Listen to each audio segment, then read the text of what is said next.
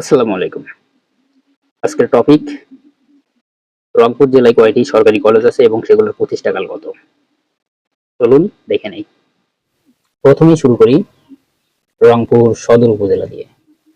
Carmichael college, প্রতিষ্ঠাকাল 1916। Rangpur সরকারি college, প্রতিষ্ঠাকাল 1963। Rangpur সরকারি city college, প্রতিষ্ঠাকাল 1965। সরকারি বেগম রোকেয়া কলেজ বা বেগম রোকেয়া বিশ্ববিদ্যালয়, প্রতিষ্ঠাকাল 1963। বদরগঞ্জ সরকারি কলেজ, প্রতিষ্ঠাকাল 1966। সরকারি শাহ আব্দুর রব কলেজ, পীরগঞ্জ, প্রতিষ্ঠাকাল 1970।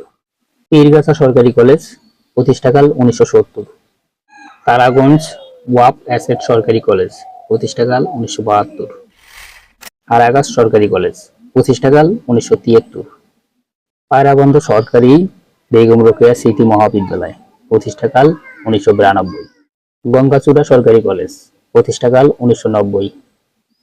রংপুর জেলায় মোট 11টি সরকারি কলেজ, তার মধ্যে একটি ব্রিটিশ আমলে এবং বাকি 6টি পাকিস্তান আমলে, আর শুধুমাত্র 4টি কলেজ এই গত 54-55 বছরে প্রতিষ্ঠা হয়েছে।